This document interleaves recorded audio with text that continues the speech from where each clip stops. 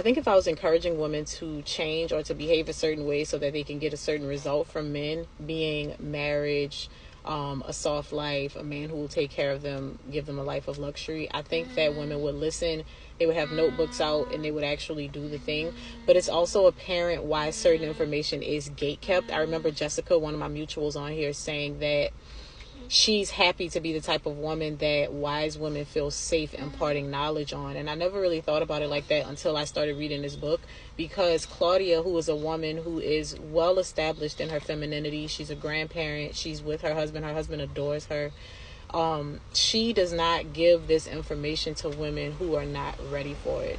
And the more I spend time talking about these things online, the more I realize why that is a thing that people do, because it can be exhausting.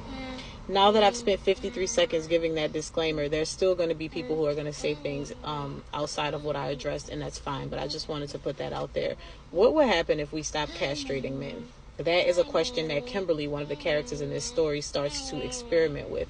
She decides, along with Karen, that she's going to give up castrating men entirely, forever. She's going to stop doing it, and she wants to see what the results will be.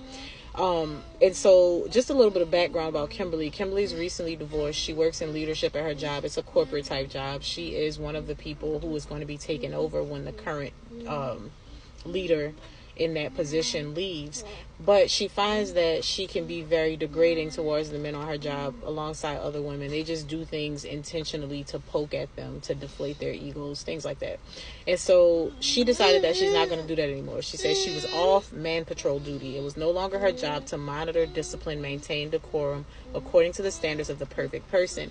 The perfect person being Claudia, her grandmother, who's teaching her and Karen all these things, realized that, well, she's teaching them that part of the reason that we have such a hard time with people in society, women with men, is because we are comparing men to a perfect person.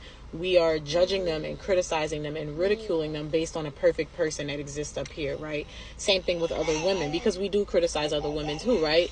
We're judging them according to this perfect person standard. So she's letting go of that. She's retiring it permanently, she says. It seemed harmless enough when she joked lightly, "Who's winning? Are you taking bets? Can I get in?" This part is referring to a game that the men on the job play. All the women make fun of them for playing this game because they think it's silly and they don't understand it. And so typically she just makes scoffing remarks about it, but this time she decides she's going to be more intrigued and she's going to take an interest in it. So the men looked up in awe, paused mid-keystroke as if Lady Godiva had ridden through naked on her white horse. The women were incredulous, as if she had betrayed them. Not only them, the whole sisterhood. So the men are surprised, the women are taken aback, even a bit flabbergasted, if you will, that she would even entertain this foolishness. And they feel like she's betraying them, and the men are like, oh my gosh, she's paying attention to us. All because she decided to not poke fun at them in a way that she normally did, and to actually be interested or to express some sort of interest in what they were doing. The men never did articulate a response. She smiled and returned to her office, suppressing a fit of giggles until she closed the door. She's giggling because she can't believe that she's doing this and the results that she's getting. An hour later, one of the younger processors stuck his head in, asking if she wanted a soda from the machine. It was her turn to be surprised. Suddenly she thought, I always address them as merely you men and ladies. That's objectifying, isn't it? I'll have to watch that. And if you've been listening to this series, we talked about objectification and how it's not just something that we do in a sexual sense where men objectify women. We can objectify anybody simply by labeling them or by diminishing them to a talking point. That's objectification. But we only pay attention to it when it's done in a sexual way. Thank you, John. I'm fine, though. She declined with a smile. He withdrew hastily, leaving her trying to discern the meaning of his offer. By the end of the day, Gladys, Keisha, Chelsea, Mary, Kay, and Fawn were all watching her with open concern. All the women are concerned. She merely smiled and behaved as if nothing was amiss. John, Hector, Justin, Abraham, on the other hand, seemed to be competing for which one could do the most for her, and not in a way that like they like her. Only one of the men at the job is actually interested in her in that way. The rest of them are just intrigued and they want to impress her now that she's no longer castrating them. At first, she gently refused their offers for drinks, snacks, copy machine runs, etc. But it didn't take long to notice a minor version of a crestfallen look. They were truly disappointed when she declined. Having given up the right to emasculate them, she decided she better find things she could say yes to. And it became clear, the more difficult the task or more urgently she needed it, the happier they seemed to be.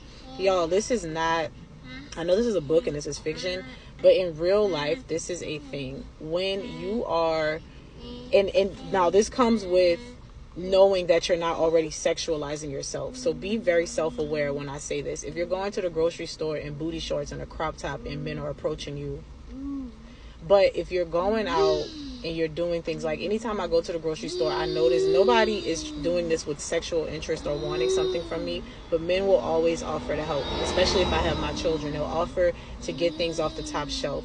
They'll offer to help me to put my groceries in the car. If I'm getting a watermelon, the guy that works in there, he's always like, oh, let me help you bring your watermelon to the car. And then we talk on the way to the car. So there is this natural chivalrous thing that happens. And when you're a decent person to other people do want to help you. I think that sometimes we're so guarded and we're so on defense that we're thinking about how we're going to be perceived, and so we start to like project all of these things, and we start degrading people subconsciously, or just saying little things, or like giving people little weird looks and glares that make them not approach us, or that make them not feel the need to want to service us. And I know that sounds weird, but if it's never happened to you, if you start changing the way that you interact with people, I really do think that it will. There's hardly anywhere where I go where people are not going out of their way to help me, and it's really a beautiful thing when you stop and pay attention to it, because it has very little to do with you actively doing something and just making people feel human again. We're so lost in the world and the things that we do that we don't have that human connection, and we make men feel icky all the time, so they stop doing things. But she's finding that just in making that small decision already at work, all the men are like racing to do favors for her. So baffling. What if there's a good reason for this, she thought, and couldn't wait to get back to Claudia and Karen. What if there's a good reason is the question that Claudia is challenging the women to ask. Like, every time you get annoyed with your husband or a man, ask, what if there's a good reason for him doing the thing that he's doing? Not saying that there is one, but it makes you stop, pause, and reflect on what it is that's about to happen before you start to react. So rubbing Lancelot's stomach, that's her cat, and studying her closet, Kimberly made a sudden decision to go shopping. As she got ready to leave her condo, the elation was marred momentarily by the thought, how am I ever going to explain this to Melissa? So here's another thing about the sisterhood. She's having this relationship, this realization about men, and she made a decision to change, but now she's worried that her friend is going to take offense to it. And she probably will, because to tell you a little bit about her friend, she's a stay-at-home wife. Her husband works a lot. And she's very frustrated with the situation that they're in, because she feels like her husband doesn't help her. Her husband is not very attentive to the home. He just goes out and work, and he comes back, and he just, he doesn't help around the house. Common thing that happens. And I see the side of the wife, but I also see the side of the husband. There's a lot of neglect in the relationship. He doesn't feel valued. She doesn't feel respected and honored, all the things. So when Kimberly started embracing this thing, one of the things that happened is she had less tolerance for listening to her friend complain about her husband all the time, but also she listens to her friend's husband. So when she was at the house last, she asked him a question, and normally where, you might ask somebody a question and you don't really care about the response, almost like when you say, oh, hey, how you doing? And you hope that the person doesn't tell you how they're actually doing. You just want them to say, oh, I'm fine, so that you can carry on. She asked him a question about work, and I guess her friend Melissa may have thought like, oh, we're just going to breeze past this. But she sat attentively and she listened to him. And it almost annoyed her friend. It made her feel really uncomfortable. And her friend is starting to feel like she's a traitor. So even having this realization and being so happy about the things that are happening around her, she can't help but stop and feel pressure. Like, oh, what is my friend going to think about this? What is the sisterhood going to think? And I think that this is so important as we talk about this, because when we have these conversations, people say you're a pick-me. You just have to be seen by the men. This is ridiculous. The patriarchy, this is misogynistic, when really it's just embracing natural femininity, not dressed up femininity, not put this dress on, put these heels on, do your nails, do your makeup. All those things are important. But if you're doing it for the goal of getting a man to do things for you, it's manipulation, not femininity. And I think that when we have these conversations, we actually have to go deeper and talk about the things that we're doing that are actually impacting change and making things worse, and what we can do to make them better. But this is coming from the Queen's Code. Y'all can thank Elena for putting me onto this book. We're reading it together. It's really good. I'm really enjoying it. And I think I started a playlist for it. If so, you'll see it at the bottom so you can see more pieces from it.